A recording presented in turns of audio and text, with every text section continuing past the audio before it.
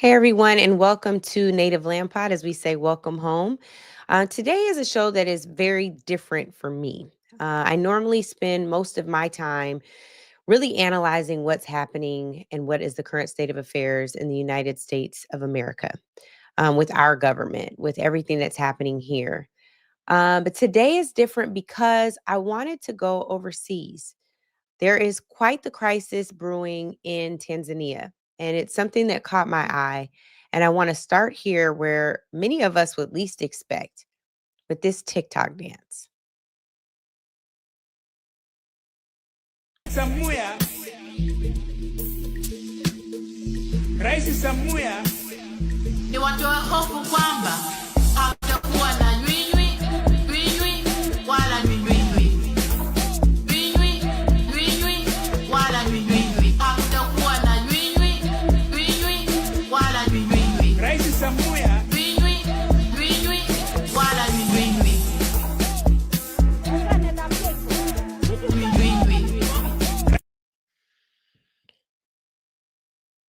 Naomba mniombe msamaha wa binti yangu. Niombe msamaha kwa Mheshimiwa Rais, ndugu zangu. Amekosea, anatambua makosa yake, naomba mnisamehe.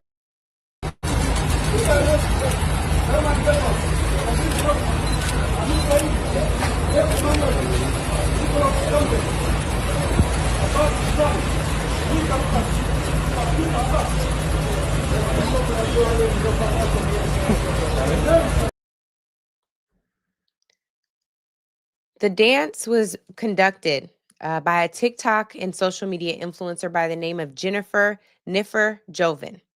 She was jailed in Tanzania and charged with treason on November 7th, along with more than 90 other Gen Zers.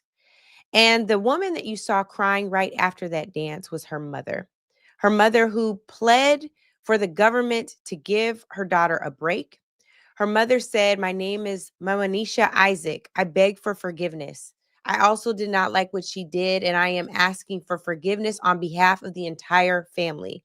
My daughter is the breadwinner for the entire family. We all depend on her, and we ask you to forgive her and forgive us." And what is remarkable about this is you might be saying, well, what does this TikTok dance have to do with any of this? Why would her mother beg for forgiveness? Well, see, the election in this country was held on October 29th. The current president is Samia Hassan, and she won that election allegedly by 95% of the votes. Gen Zers have been motivated, have been on the ground, have been fighting back, have been pushing back. A country that is known mostly more for its silence than when you compare it to its counterpart in Kenya. And so this time, folks who have studied what's happening on the ground in Tanzania have said you shouldn't have mistaken their silence for peace. And so folks hit the streets. What Jennifer is being charged with is treason. She's being charged with treason because, one, they said that the music that the dance video was set to was offensive to President Hassan, that the president took offense to the content, and she was then arrested. Jennifer was then arrested alongside 21 others who participated in what they called an anti-government demonstration. Now, her lawyer has said that she's charged with treason for allegedly encouraging people to buy face masks to protect themselves from tear gas. She encouraged people to buy face masks to protect themselves from tear gas. If she's convicted of conspiracy to commit treason in Tanzania, that is a charge that is punishable by death, by hanging. So this is all happening, right? A week before the election in Tanzania, the government banned the use of X. Again, October 29th was the date of those elections, where the president was said to have won by 95% of the vote. There is an opposition leader who has also been jailed in Tanzania. And I want to just read you briefly what Chairman Tundu Lissu said on X, again, the platform that was banned by this country a week before the election, but on October 26th, which also happens to be my birthday, the chairman had this to say. My brothers and sisters, and hopefully we can pull it up for our screen as well. My brothers and sisters, for several weeks now, I have been placed under total isolation, a state of forced loneliness. The fellow inmates who once shared my cell, all of whom had been sentenced to death, have been removed. I have been left completely alone. My cell is now fitted with the surveillance cameras that record everything I do, even when I relieve myself or change clothes. I no longer have any privacy whatsoever. This is not a matter of security. It is a deliberate act meant to humiliate my human dignity. I appeal for this matter to be raised loudly and forcefully because it is a blatant violation of human rights and an offense under the United Nations Standard Minimum Rules for the treatment of prisoners, the Mandela Rules, which clearly state that the inherent dignity of every human being must be respected even when imprisoned. Rule 1. Prolonged or indefinite solitary confinement that denies a prisoner communication with others amounts to cruelty and torture. Rules 43 and 44. It is also a violation of the Constitution of the United Republic of Tanzania, Articles 12 and 13, which guarantee the dignity of every person and prohibit torture or degrading treatment. I am prepared to endure any hardship for the sake of my belief in justice and the freedom of our people. But the humiliation of human dignity can never be acceptable, not for me, nor for anyone who bears the name of a human being. I know we also have a clip of the United Nations human rights spokesman who spoke out about what's happening in Tanzania, and we will get to that. But first, I would like to bring to you all a governance expert who has studied what's happened with the elections in Tanzania. Her name is Elizabeth Adongo Yogo, and she joins us now.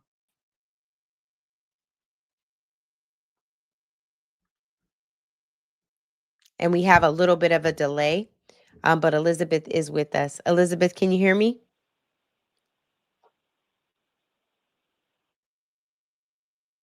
Yes, I can hear you. Thank you very much. Thank you so much It's a for great being here. pleasure being here. Thank you for being here. I want you to talk to us about what you saw in the Tanzanian elections when you went to be an observer. Please tell us what you saw. All right. So Tanzania is about 1 hour flight. So on the 7th evening for Tanzania.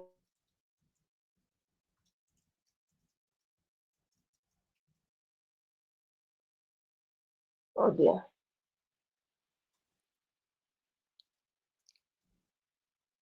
Elizabeth, can Can you you hear hear me? me? Yes, I can hear you now.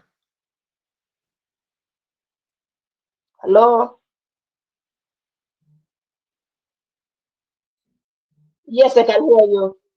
Okay, great. So I went to Tanzania on the 28th. I was there on the 27th, and then on the 28th, we were going, all the observers were going for the brief from the INEC officers, which is a norm for every election observation mission. And so when we got there, we found that there were no any brief materials, no documentation, and even the chair of the INEC, that is the Independence National Election Commission, was not there to talk to us.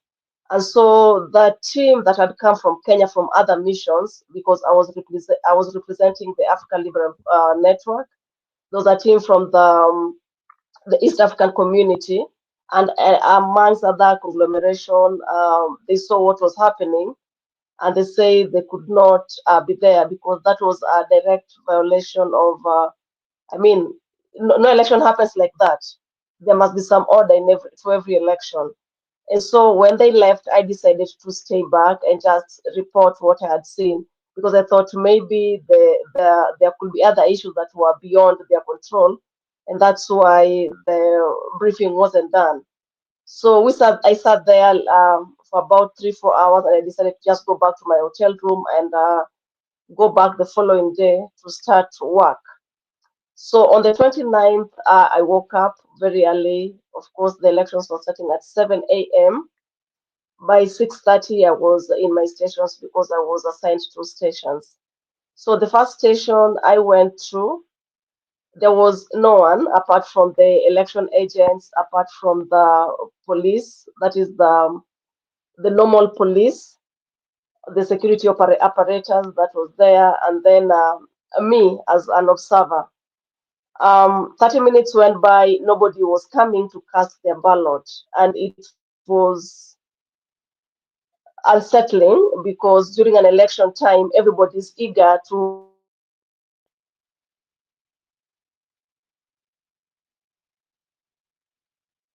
everybody's normally eager to just exercise their democratic right, but that wasn't happening.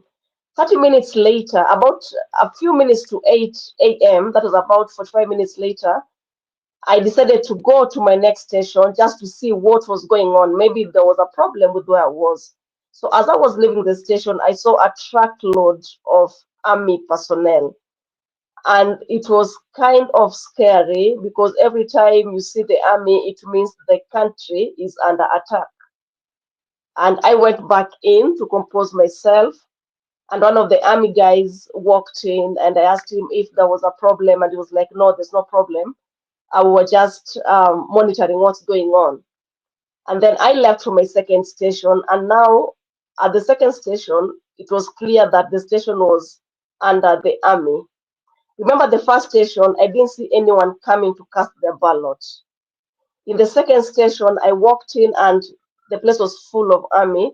So that means you cannot record anything you're seeing. You're just there to observe and leave. So while there, I counted 15 ladies only who were in the queue, either coming out from voting or some were on the queue. And at least there was some semblance of life.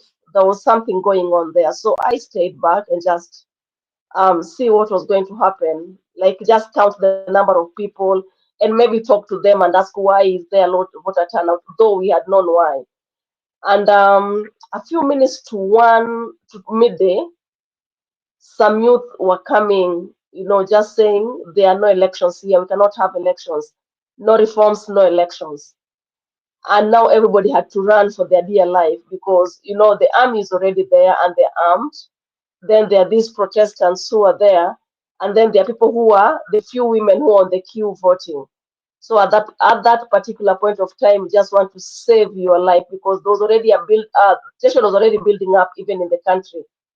Even getting into the country itself was a problem. They would question us so much on what we were going to do.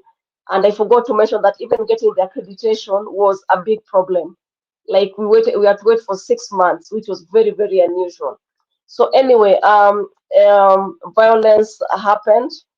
And there is a Kenyan lady who stays near where I was going. And I told her, I am in this place and I may pass by to see you before I go back home because brief was go to Tanzania, see what they're doing and come back home.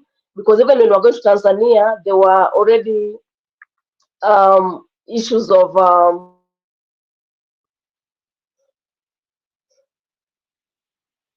when we were going to Tanzania, they already told that there will be demonstrations on that day. So we were ready for that. So I was just going to Tanzania, see what was happening, and then by 3 o'clock, take the flight back to Kenya. So I told my friend that I'll pass by to see you on my way to the airport.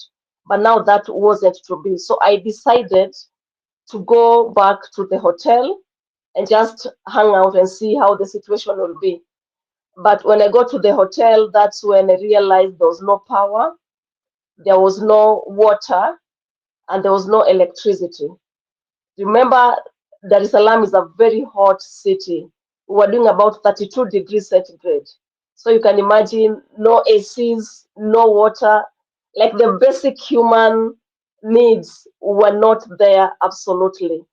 And so in the evening, the hotel tells us that they don't want foreigners in there, meaning we're on our own.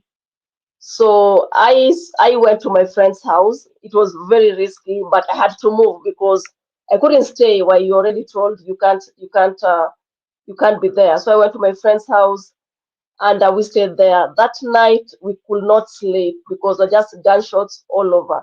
The guys just went shooting haphazardly. Like the brief was, if you see anything moving, shoot at it. Yeah. So that was on Wednesday, Thursday, the same thing. On Friday, something dramatic happened to us.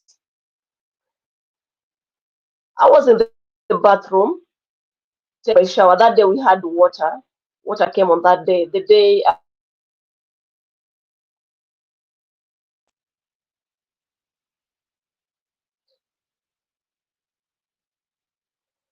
the day that the president Samia Suluhu was being sworn in, they gave us water. So I was in the shower and I had my phone and I was listening to music, and so my mind was just there. And shortly after, the lady I'm living with comes to where I was screaming that, "Have they hurt you? Have they hurt you? Are you okay, Liz? Are you okay?" And I'm thinking, what's going on? All right. Sorry about that. Uh, the network. Yeah, so the lady rushes to me and asks me if I am okay. And I tell her, yeah, I'm fine. What's going on? And she tells me these people are shooting at us in the house. So when we checked the house, we found they're known as cartridges, spent bullets. They were shooting at us in the bathroom and they could get into the house. That's how bad the situation was in Tanzania. Remember that time there's no internet and there's no power, so we cannot communicate with anybody. And people at home were really worried about us, and we were just there. You cannot seek any help. But by good luck, I don't know what my daughter did, and somehow I saw her phone call coming through, and it was like seeing God literally. We were stuck. So I just told her, I'm in this location, like the nearby what is it called? The nearby sign that I could get, like a landmark, the nearby landmark. It was near a church. And I tell her, if you talk to anybody, tell them I am near this church.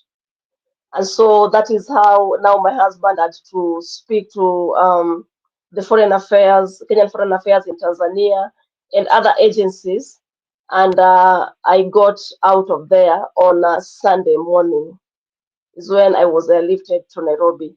So as we were leaving the house to the airport, there were two groups of people. There were, of course, there were roadblocks monitored by two groups of people. One was the army itself, yeah, and whenever I pass them, they will tell me, they will ask me who I was, and I will tell them I'm an observer. I'm going back to my country, and they'll caution me and tell me that don't say what you've seen here, and I'll say no, I don't have any issues.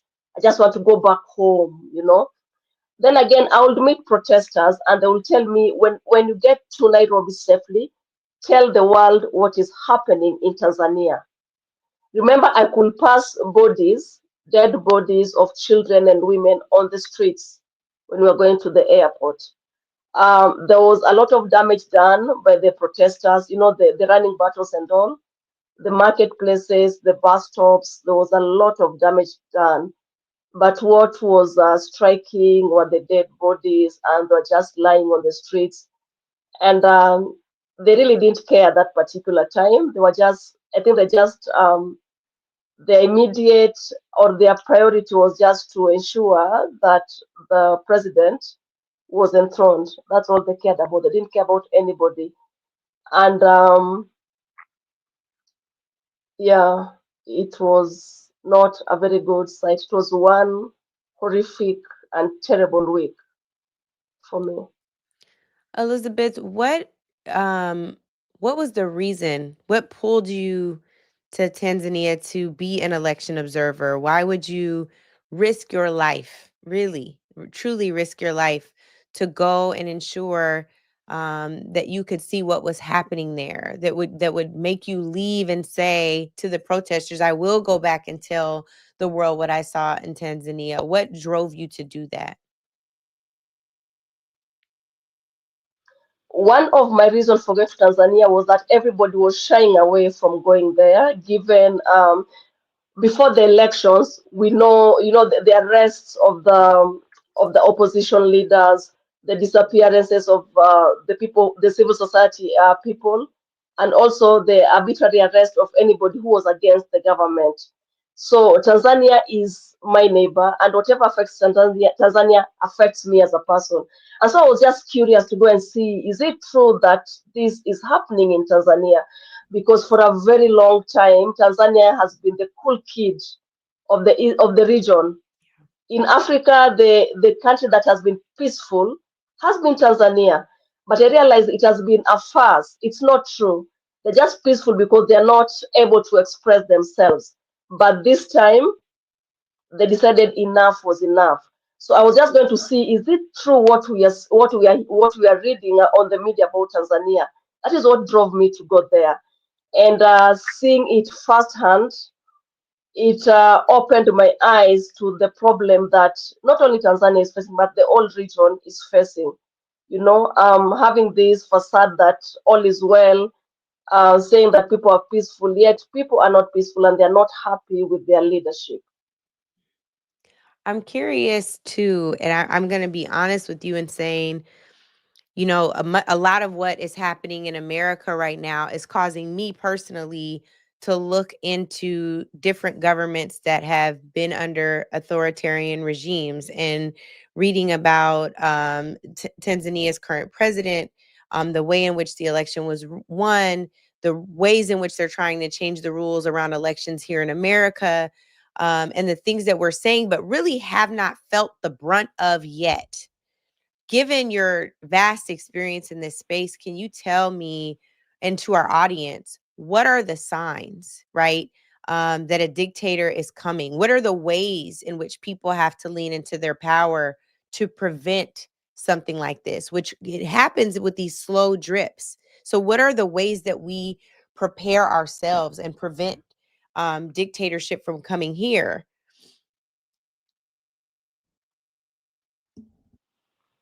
First of all, I believe that dictators behave like, when you're in a relationship with a narcissist, because even when this lady came, the whole region was very, very happy. One of the things that she did was to do away with the bad laws that had been passed by her predecessor. She embraced the opposition. But for me, I think in the long run, she was just trying to test the waters to see how far she could go. And by doing so, she brought everybody on her side, and everybody who could speak was compromised. And then when she striked that by bringing bad rules, by ensuring that do you know, funnily, that the CCM party, that is the ruling party in Tanzania, has domiciled the elections commission, like it's part of the ruling party. And nobody can speak against it because she has given everybody, she's done favors for everybody around her, so you cannot speak.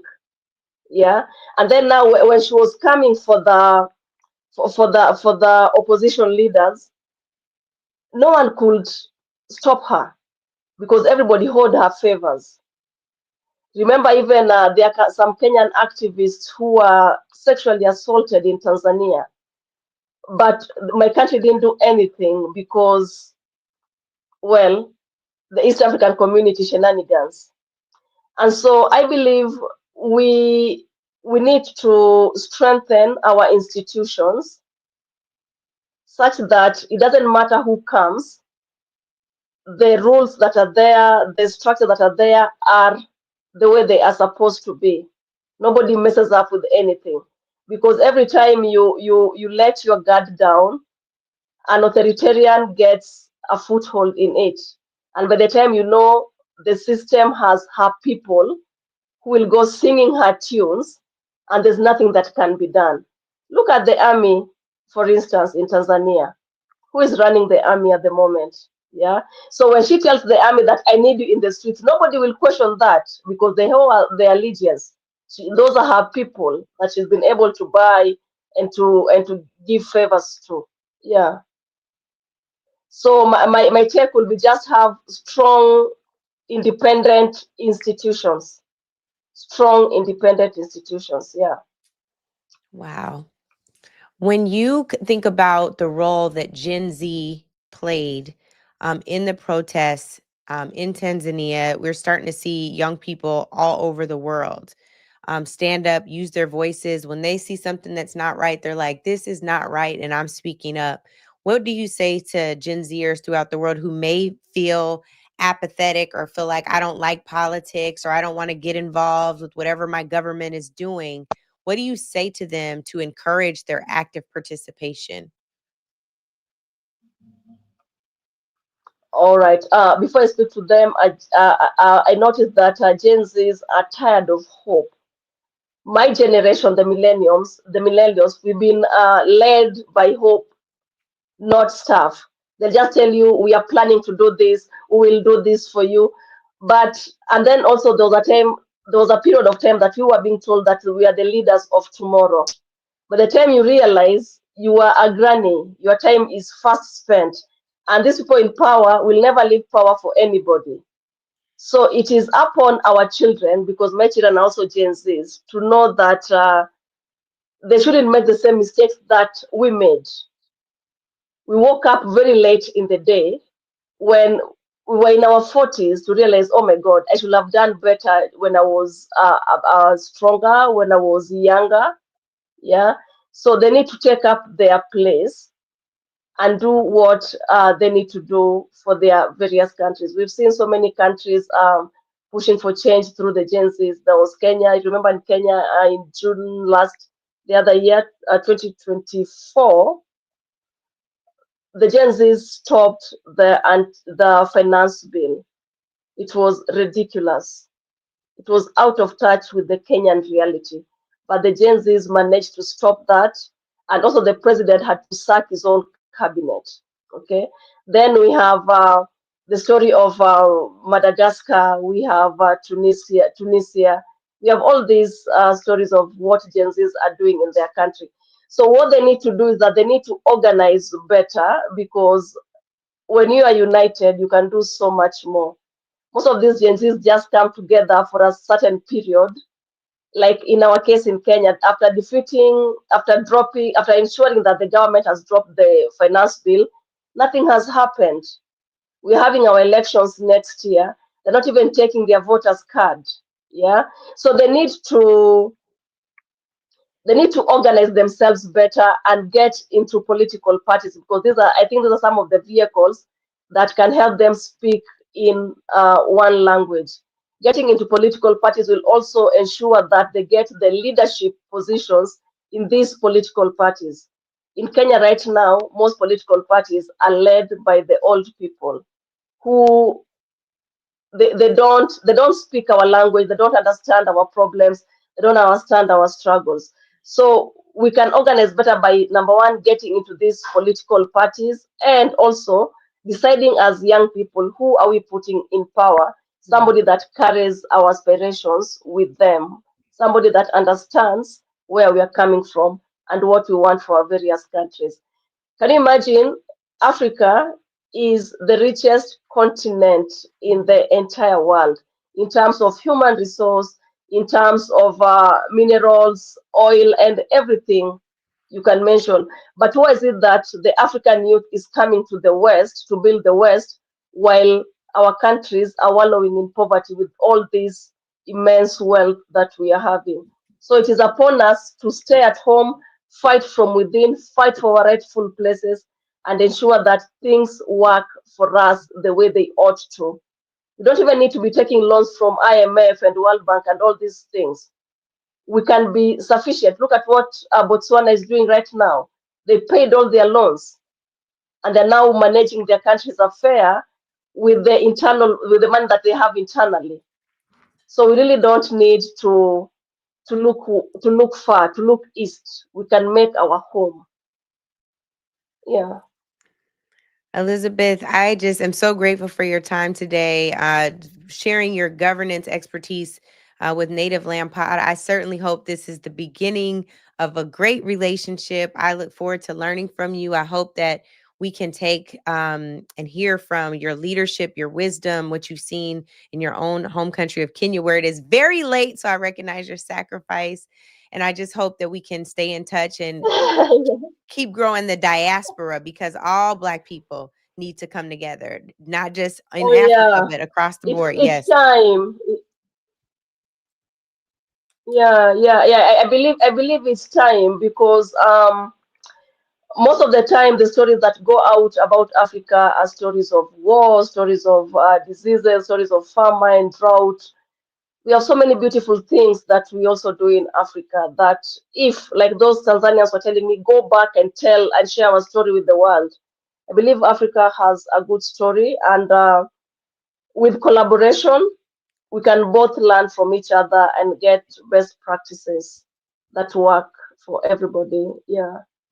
Yes, indeed. Well, you have a beautiful night, and thank you so much for joining me today.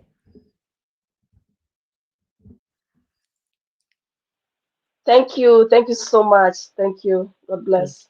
God bless you. Well, everyone, I wanted to do exactly that, because sometimes we have to take ourselves outside of our circumstance and what is facing us to understand how we get through, what our journey is, what mistakes were made in other parts of the world, what mistakes are happening, what trials, tribulations, trauma are happening that we can learn from. How can we be good global neighbors and not just be so focused on our current set of circumstances that we're not paying attention to what's happening in the rest of the world? You know, I thought it was important to do this because I was frustrated by a comment that was made by a celebrity many of us know well. And at least it came out earlier this week. I don't know when it was actually stated or at the end of last week, but I want to play that clip because I do think it's relevant to what we just got done talking about. This is Pharrell Williams. What's going on, the current political climate. I'm just saying I don't want to turn anybody off, but I hate politics. Like, despise them. It's a magic trick that it's not real. I don't believe in either side, because I think when you pick a side, you are only, you are inadvertently supporting division. Yeah, it's not a popular point of view, but I just got to say, like, think about it. The wells are drying up, and okay, now the diversity's off the table, now equity's off the table, now inclusion's off the table. So that makes me ask myself, okay, so how do we survive? Well, are there Black people here tonight? Yeah. And in your heart, do you think, for what it is that you do and who you are, do you think you're the best? Okay, so do you want the job because you're Black or because you're the best? Do you want someone to support your startup because you're Black or because you're the best? Right, so I think now for me it's about us having the best ambition. That's the reason why you should support these businesses. Yes, they happen to be Black and brown, but it should be based on the thesis that we're the best, not because we are a total shade of a skin color. That's a point of view that I have now that I'm resting on, and if diversity, equity, and inclusion ever comes back in style, cool. But in the meantime, I want to focus on being the best because I can bank on that, because that's what's going to get you the position. Where, I don't want you to give me anything. I want you to panic and not let me out the room because I'm the best. So I appreciate that Pharrell and I can have difference of opinion. But what I don't believe we can have is a different set of facts. He's allowed to hate politics. He's allowed to believe that politics is a magic trick, that you have to pick a side. In a lot of ways you do, right? We exist in a land of the yays and the nays. When members of Congress take votes, when state legislators take votes, you either yes or no. You can not vote maybe, and people can vote present, right, in some of these votes.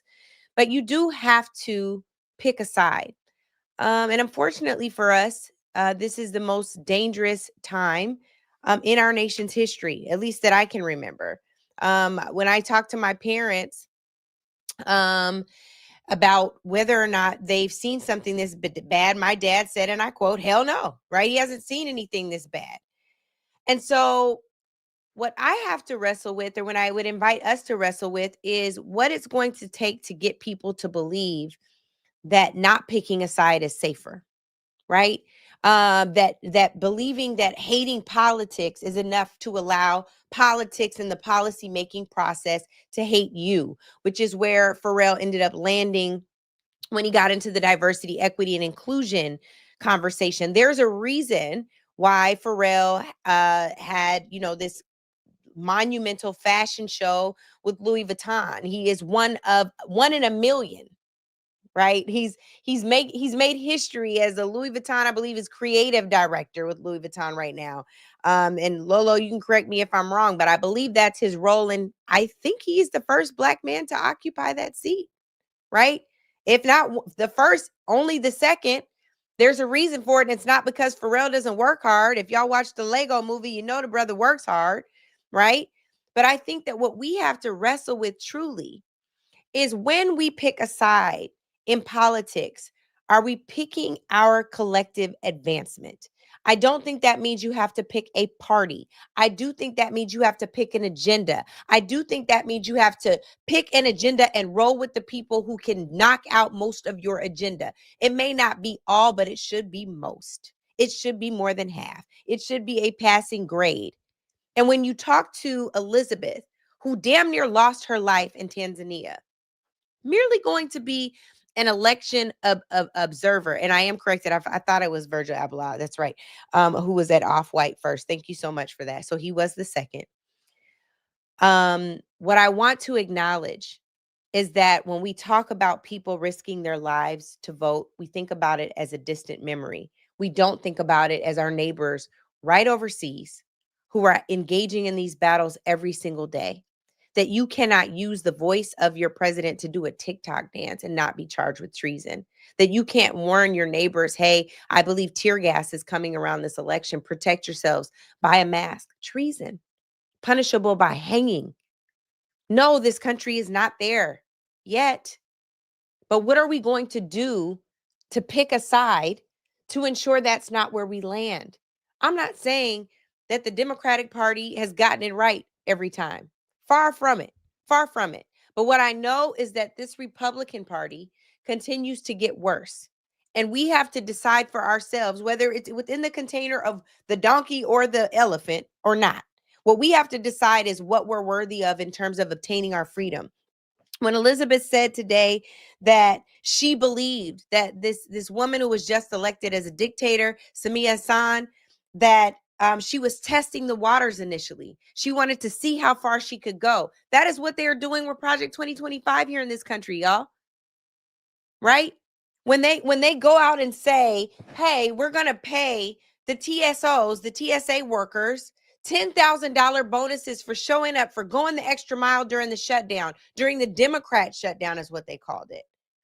But they don't feed and fund the other government workers that did the same thing, that went the extra mile, that picked up the extra shift. It's a divide and conquer strategy. Are we sophisticated enough to see that? Why are we deciding of the have-nots who's worthy of having? Why can't we decide that all of the have-nots are worthy to receive? Because they're alive. Because we want them to be well. Because we want people to have clean drinking water. Because we want people to be able to afford to keep the electricity on. To live somewhere. To have some place to stay. Right? When we talk about the number of people who are compromised, that is also by design. If they can keep buying off people, less and less people are able to speak in their integrity. That is not a strategy of Donald Trump or even of Samia Hassan or any other authoritarian leader. It is the strategy, as Elizabeth said, of a narcissist. And so we have to be mindful enough of saying we might be uncomfortable with politics right now. It might be scary. You don't know what you're putting at risk. It could be your livelihood, your safety. It could be your families. I know how scary it is. But what we've got to do is step up, stand up, use our voices to ensure that it doesn't get worse than it already is. People right now are having to reapply for SNAP benefits potentially. Reapply, not recertify, but actually go through the whole tedious process of reapplying because they want to decide who's worthy of eating in this country, y'all. That's where we're living. And I know in all of this, to hear what just happened in Tanzania on election day there, which was October 29th, we are light years away from that. And I don't want us to pit us versus Tanzanians or versus Kenyans or anybody else in the world. I want us to be mindful of what it looks like to help them and also help ourselves, to make sure that people get to live in a space where they can freely opine, express themselves, run for office, and have a fair chance. You know what it seems like? It seems like the narcissist never played a sport. They don't know what it's like to just, you had a bad game, you pick yourself up, you try again. No, instead, they've got to engage in rigging, in threatening, in inciting violence. Steve Bannon, who was just on some stage saying that he thinks that if they don't win the 26 or the 28 elections, some of them are going to end up in jail. Sure, they blame that on the Democratic Party saying that they're going to be violent and prosecute those who disagree with them. I'm sorry, fam. That's not us. That's them over there. We got to be clear about that. We've got to be wide-eyed about that. We've already seen what happens when an insurrection happens, and he's pardoned all those folks from January 6th. So we can keep going down that dangerous road with ICE raids where some of the ICE agents aren't even really ICE. They are former criminals reoffending, raping, and kidnapping folks in our streets. Sure, it's not as bad as in Tanzania or as it's been in other cities throughout the world, countries throughout the world. But what we should ensure, what we should make damn sure of is that it doesn't get there. That requires us to be informed. That requires us to have difficult conversations. That requires us to lift up our voices the way we would want somebody from overseas to do for us. If we were jailed for treason, for merely telling someone to get an oxygen mask and to do a TikTok dance where we were using our freedom of expression as a form of creative protest, we should all have that right, regardless of where we live. We should all engage in a political process, even when we hate it. Y'all think I don't like politics right now? Y'all think I don't hate this right now? I don't even recognize this. But what I know I deserve, what I know my people deserve, is power. And I'm not going to rest until we have it. I'll see y'all next time. Welcome home. Nobody knows the troubles I've seen,